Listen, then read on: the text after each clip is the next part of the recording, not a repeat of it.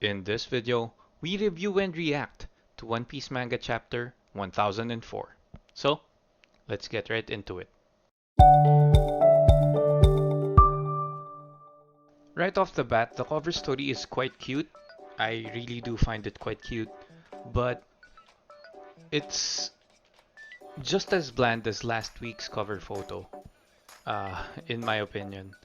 We see Chopper eating a lot of chips, along with the monkey and the squirrel, which is kind of cute, but I do feel like it lacks the story component of the previous cover photos that we've had, which is which I didn't think I would actually miss. And by cover photo I mean the cover stories. So I really didn't think that we would miss or I would miss the story that was being told in the cover photos back in the Dressrosa arcs and the Whole Cake Island arcs.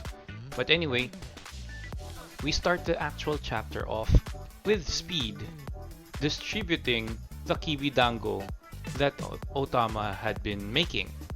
And we see here just how Otama had gone into Onigashima Island. I really do feel like Otama was basically foreshadowed as one of the biggest characters that would be turning the tides for the Onigashima War. Ever since we saw Otama use her powers, I think that this was going to be basically the biggest counter to counter to What? What the fuck? A few moments later. Kaido's massive forces. So anyway, we see that Speed, Gazelle Man, Daifugo, and a couple of other headliners were force feeding the Kiwi Dango to the other gifters in Kaido's crew, and now they have amassed a pretty significant force, right? It's not game changing or war turning as of now, but just imagine the impact that this would have when they force feed the Kibidango to a lot of the people or a lot of the gifters in Onigashima Island right now. Even just a 500 gifter swing to the side of Luffy and the others, that would be a big boost in the power of the rebellion, right? And on the next page, we actually see a very short and very exciting exchange between Frankie and Sasaki.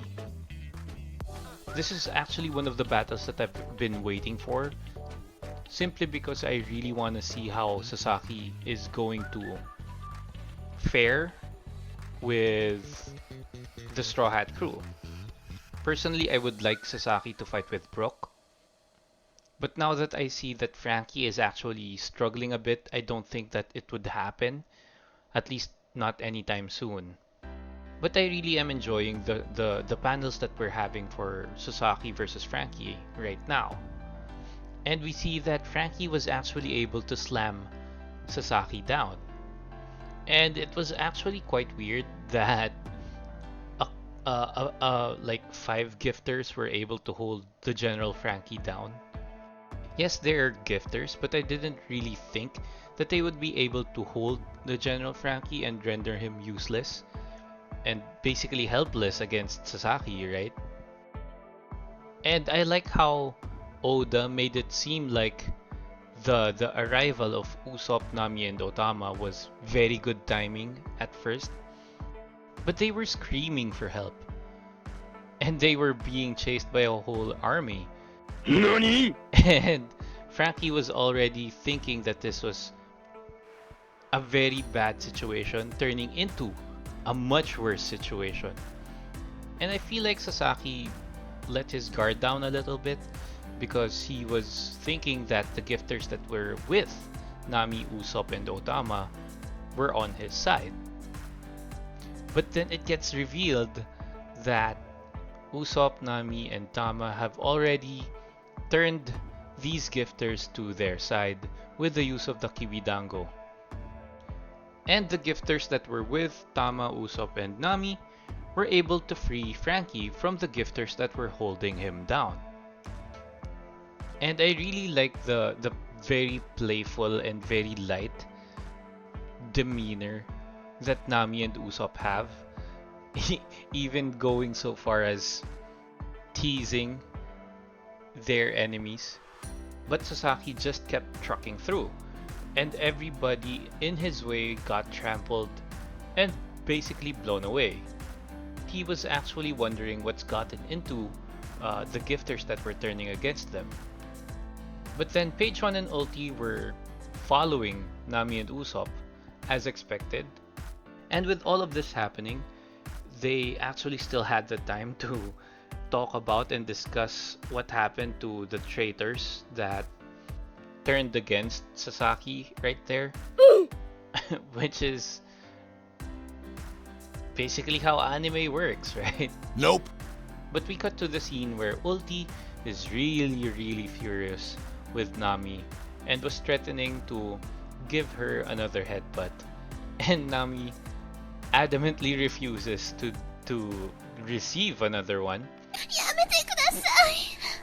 and actually turned the tables on her with a lightning attack.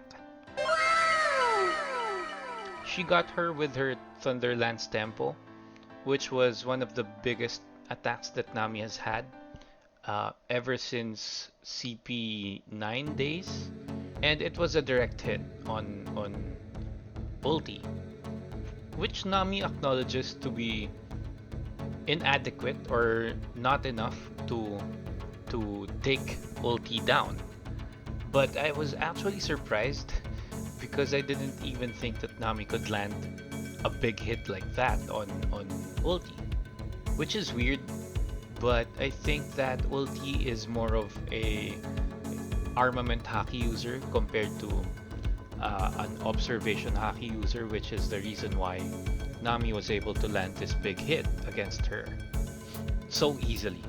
I think I feel like Ulti let her guards down, thinking that she had easy prey, and Nami capitalized and did a big one on her, right? She did her dirty, basically. Anyway, we see Usopp continuing the Kibidango attack. This gives me the Thriller Bark vibes all over again. When Usopp was sniping the zombies with salt stars. So this is giving me the Thriller Bark vibes again. And as Sasaki was trying to take hold of the situation, Frankie took advantage of this slight distraction or slight opportunity that he had and slashed Sasaki with a V for Victory Flash, which is a very new technique and he was able to cut Sasaki quite well. I was actually thinking that Frankie wouldn't be able to damage Sasaki in his current state without even learning Haki. But when I saw this, I remembered that this was like the situation in Fishman Island where Hody Jones was able to bite through Luffy's Haki, and he was saying that his Haki wasn't strong enough for these kinds of or those kinds of attacks. So I remembered that time because of this panel right here.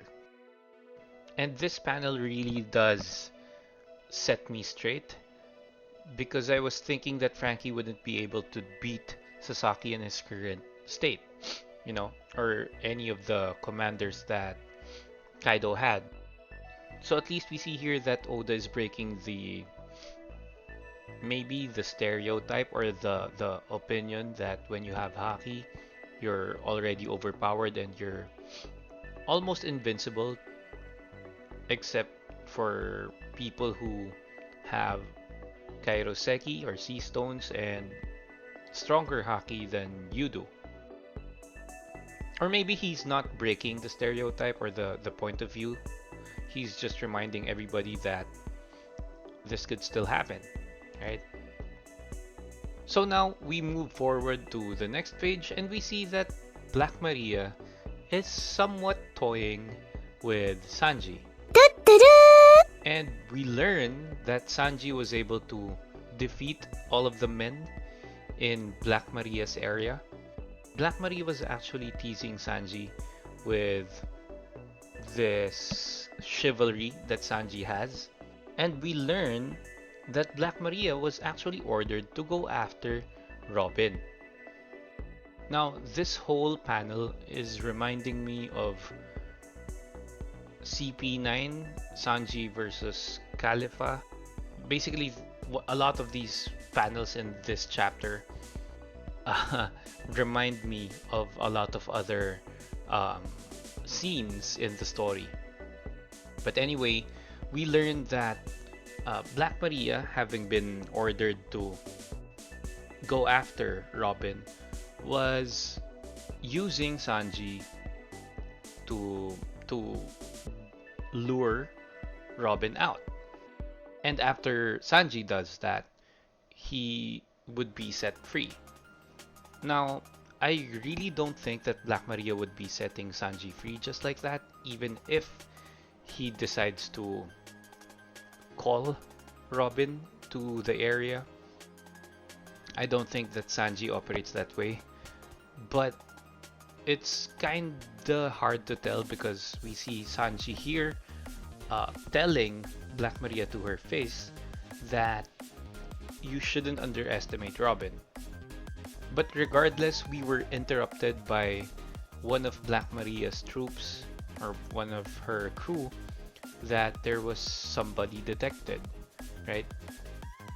And we see on the next page that the samurais were actually the ones that were detected. They see that the samurais were just beneath the roof, and King was busy when he heard the report, but he wanted somebody to take care of the scabbards. So he was looking forward to somebody taking care of the scabbards for good, and Black Maria was volunteering herself to do that since the treasury is connected with the floor that Black Maria is currently on. So the report continues, and we learn that there is another person in the room that the scabbards were in.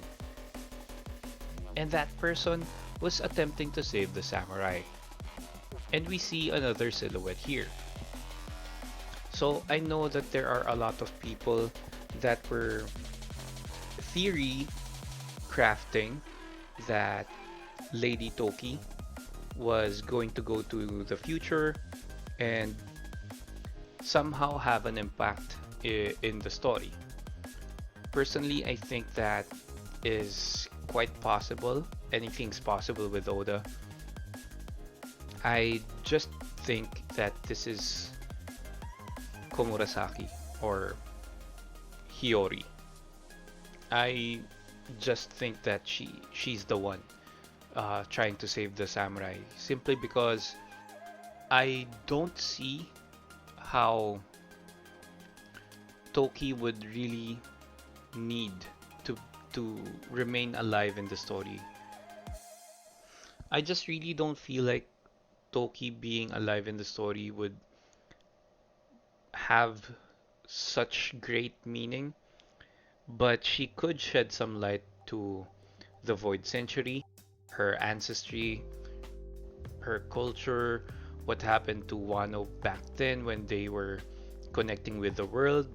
She could be the answer to a lot of things. So yeah, that's really possible, but I do think that in Laugh Tale you would be able to learn not everything, but you would be able to learn a lot of these things. But anyway, we're getting off topic, and personally I really did like the chapter much more than the previous two chapters. For me, this is a solid 8.5 out of 10. It was quite fun. It was light, then it was serious, and then we got to learn a lot of things. And we see the classic cliffhanger from Oda again. So, overall, I think it's a great chapter. But let me know what you think down at the comment section below. Leave a like if you liked the chapter, and subscribe to the channel so it could grow, and I could provide you with more of that One Piece content. Plus, it's free, right? I'd really appreciate it. Anyway, that's all for today, and as always, stay safe. Peace.